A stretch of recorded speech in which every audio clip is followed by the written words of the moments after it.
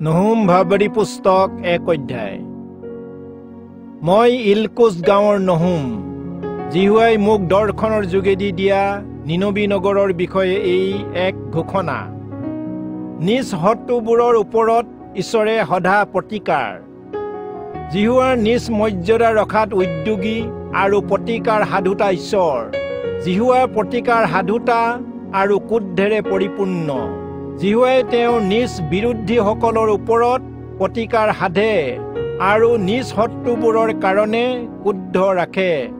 জিহুৱাৰ ক্ৰোধত ধীৰ আৰু পৰাক্ৰমত মহান, কিন্তু তেওঁ দোষীক কোনোমতে নিৰ্দোষী ঘোষণা নকৰে। বাহ মাৰলি আৰু ধুমুহা হ'ল জিহুৱাৰ পথ, আৰু মেঘ তেওঁৰ ভৰিৰ ধূলিস্বৰূপ। তেওঁ সমুদ্ৰক ধমকি দি শুকাই পেলায় আৰু আটাই নদ নদী শুকান কৰে। বাছানৰ সৈতে ক্ৰমিল অৱসন্ন হ'ল, লিবানোনৰ ফুলবোৰো শুকাই গ'ল। তেওঁ ভয়ত পৰ্বতবোৰ কঁপে আৰু গিৰিবোৰ দ্ৰৱীভূত হয়। তেওঁ আগত পৃথিৱী এনেকি জগতখন আৰু তাৰ সকলো নিবাসী ভাগি পৰে। তেওঁ ক্ৰোধৰ আগত কোনে থিয় হ'ব পাৰে? তেওঁ প্ৰচণ্ড ক্ৰোধক কোনে সহ্য কৰিব পাৰে? তেওঁ প্ৰচণ্ড ক্ৰোধৰ সন্মুখত কোনে থিয় হ'ব পাৰে? তেওঁ ক্ৰোধৰ অগ্নিৰ দৰে আহে আৰু তেওঁৰ দ্বাৰাই শিলবোৰ দুখৰকৈ ভঙা হয়। জিহুৱা মংগলময়, সংকটৰ দিনা তেওঁ দৃঢ় ক্ৰোধস্বৰূপ, আৰু তেওঁত আশ্ৰয় লোৱা লোকসকলক তেওঁ জানে। কিন্তু তেওঁ শত্ৰুসকলক তেওঁৰ বানপানীৰ ঢলৰ দ্বাৰাই সম্পূৰ্ণকৈ শেষ কৰিব, আৰু তেওঁ সেই লোকসকলক আন্ধাৰলৈ খেদি পঠাব। তোমালোকে জিহুৱাৰ বিৰুদ্ধে কি চক্ৰান্ত কৰিছা? তেওঁ সম্পূৰ্ণকৈ অন্ত কৰিব, দ্বিতীয়বাৰ সংকট নহ'ব। কিয়নো সিহঁত জোঁট লগা কাঁইটৰ নিচিনা হ'লেও সিহঁতক শুকান নৰাৰ নিচিনাকৈ ভস্ম কৰা হ'ব। তোমালোকৰ নিনবী নগৰৰ পৰাই জিহুৱাৰ বিৰুদ্ধে কুকল্পনা কৰোঁতা, আলোচ কৰোঁতা এজন ওলাল। জিহুৱাই এই কথা কৈছে, যদিও তেওঁলোক শক্তিৰে পূৰ আৰু বহু সংখ্যক, তথাপিও তেওঁলোকক উচ্ছন্ন কৰা হ'ব, আৰু তোমালোকৰ কোনো এজনো অৱশিষ্ট নাথাকিব।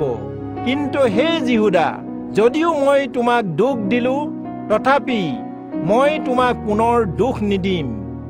মই এতিয়া তোমাৰ পৰা তাৰ জুৱলি ভাঙি পেলাম আৰু তোমাৰ বান্ধবোৰ ছিঙি পেলাম। আৰু সেই নিনবী নগৰ, তোমালোকৰ বিষয়ে জিহুৱাই আজ্ঞা দিছে যে তোমালোকৰ কোনো বংশধৰ নাম ৰখা নাযাব। মই তোমালোকৰ দেৱতাবোৰৰ ঘৰৰ পৰা কটা মূৰ্তি আৰু হাঁচত ঢলা মূৰ্তিবোৰ উচ্ছন্ন কৰিম। মই তোমালোকৰ মৈদাম খান্দিম, কিয়নো তোমালোক পাপিষ্ট। চোৱা, যিজনে শুভবাৰ্তা আনে আৰু শান্তি প্ৰচাৰ কৰে, সেইজনৰ চৰণ পৰ্বতৰ ওপৰত আছে। হে জিহুদা, তোমালোকৰ পৰ্ববোৰ পালন কৰা আৰু তোমালোকৰ প্ৰতিজ্ঞাবোৰ সিদ্ধ কৰা, কিয়নো দুষ্ট লোকজনে তোমালোকক আক্ৰমণ নকৰিব, সি নিঃশেষে বিনষ্ট হ'ল। নহুম ভাৱবাদী পুস্তক 2 অধ্যায়। নিনবীৰ অৱৰোধ আৰু পতন। যিজনে তোমালোকক দুখৰকৈ ভাঙিব, তেওঁ তোমালোকৰ বিৰুদ্ধে উঠি আহি আছে। তোমালোকে দুৰ্গবোৰ দৃঢ় কৰা, বাটবোৰলৈ পহৰা দি থাকা, নিজকে অতিশয় বলৱান কৰা আৰু নিজ সৈন্য দলবোৰক একত্ৰিত কৰা। কিয়নো যদি লুণ্ঠন কৰোঁতাসকলে তোমালোকক খালী কৰি উলিয়াই পঠিয়ালে আৰু তেওঁলোকৰ দ্ৰাক্ষালতাৰ ডালবোৰ নষ্ট কৰিলে, তথাপিও জিহুৱাই ইজৰাইলৰ মহত্বৰ দৰে জাকোবৰ মহত্ব পুনৰাই স্থাপন কৰিব। তেওঁ বীৰ লোকসকলৰ ঢালৰ ৰং ৰঙা আৰু পৰাক্ৰমী লোকসকল সেন্দুৰ বৰণীয়া কাপোৰ পিন্ধা। যুদ্ধলৈ সাজু হোৱাৰ দিনা তেওঁলোকৰ ৰথবোৰ তীখা, জিলিকে আৰু চাইপেচ গছবোৰৰ জাঠিবোৰ হাতত বৰকৈ বতাহত তুলি ধৰি লৰাবলৈ ল'লে। ৰথবোৰ অতি বেগেৰে বাটৰ মাজেদি চলিবলৈ ধৰিলে। তেওঁলোকে বহল মুকলি বাটবোৰত ইখনে সিখনক ইফালে সিফালে চলালে। সেইবোৰ দেখিবলৈ আৰিয়াৰ নিচিনা আৰু সেইবোৰৰ বিজুলী নিচিনাকৈ অতি বেগেৰে গৈছে। যিজনে তোমালোকক দুখৰকৈ ভাঙিব, তেওঁ নিজ বিষয়াসকলক মাতি পঠিয়াইছে। এনেতে তেওঁলোকে বেগেৰে যাওঁতে উজুতি খালে। তেওঁলোকে ততালিকে দুৰ্গটো আক্ৰমণ কৰিবলৈ যায়। আক্ৰমণ কৰোঁতাসকলক ৰক্ষা কৰিবলৈ ঢালবোৰ যুগুত কৰা হ'ল। নদীবোৰত থকা দুৱাৰবোৰ মুকলি হৈ গ'ল। তেতিয়া ৰাজগৃহ পানীত নাশ হৈ গ'ল। জিহুৱাই এই বিষয়ে কথা কৈছিল। ৰাণী হুচবৰ অনাবৃত্তা হ'ল আৰু তেওঁ নিয়া হ'ল। তেওঁৰ দাসীসকলে বুকুত ভুকুৱাই কপৌৰ স্বৰেৰে শোক কৰিছে। কিন্তু নিনবীয়ে আগৰ কালৰে পৰা এটা জলপূৰ্ণ পুখুৰী স্বৰূপ, তথাপি তেওঁলোক বৈ যোৱা পানীৰ দৰে পলাইছে। অন্য লোকসকলে ৰবা ৰবা বুলি চিঞৰে, কিন্তু কোনেও ঘূৰি নাচায়। তোমালোকে ৰূপ লুট কৰি নিয়া, সোণ লুট কৰি নিয়া, কিয়নো বস্তুবোৰৰ সৌন্দৰ্যৰ মহিমা সীমাহীন। ইয়াতে সকলো প্ৰকাৰৰ মনোহৰ বস্তু অতিশয় অধিক পৰিমাণে আছে। হে নিনবী, সোধা আৰু উচ্ছন্ন, প্ৰতিজনৰ ভয়ত মন প্ৰমি গৈছে আৰু আঁঠুৱে লগালগি হৈছে। সকলোৱে বেদনা আৰু সকলোৰে মুখ বিবৰ্ণ হৈছে। যি ঠাইত কোনেও ভয় নথকাকৈ সিংহ, সিংহিনী আৰু সিংহ পোৱালিৰ দৰে ফুৰিছিল, সিংহৰ সেই গুহা আৰু যুৱা সিংহৰ সেই খোৱা ঠাই ক'ত? সিংহই নিজৰ পোৱালিবোৰৰ কাৰণে জোৰাওকৈ অনেক পশু চিৰিছিল আৰু নিজ সিংহিনীবোৰৰ কাৰণে ডিঙিত টেপা দি মাৰিছিল আৰু বলিৰ চিকাৰেৰে নিজৰ গুহাবোৰ আৰু ধৰি অনা নিজৰ চিকাৰবোৰ গাঁতবোৰত ভৰাই ৰাখিছিল। বাহিনীসকলৰ জিহুৱাই কৈছে, চোৱা, মই তোমালোকৰ বিপক্ষ। মই তোমালোকৰ ৰথবোৰ ধোঁৱাত পুৰি পেলাম আৰু তৰোৱালে তোমালোকৰ যুৱা সিংহৰবোৰক গ্ৰাস কৰিব। মই তোমালোকৰ দেশৰ পৰা তোমালোকৰ চিকাৰ উচ্ছন্ন কৰিম আৰু তোমালোকৰ দূতবোৰৰ মাত আৰু শুনা নাযাব। নহুম ভাৱবাদী পুস্তক ৩ অধ্যায়। পৰিপূৰ্ণ ৰক্তৰে নগৰীৰ সন্তাপ হওক। তাই মিছা কথা আৰু লুণ্ঠনৰ সম্পত্তিৰে পৰিপূৰ্ণ। তাই ওচৰত ক্ষতিগ্ৰস্তসকল সদায় থাকে।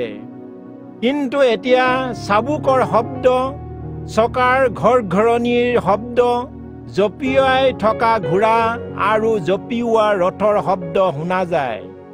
আক্ৰমণকাৰী অশ্বাৰোহী চিকমিকোৱাৰ তৰোৱাল, জিলিকা বৰচা, হত হোৱা লোকসমূহ আৰু দম হৈ থকা বৃহৎ মৃত দেহবোৰ।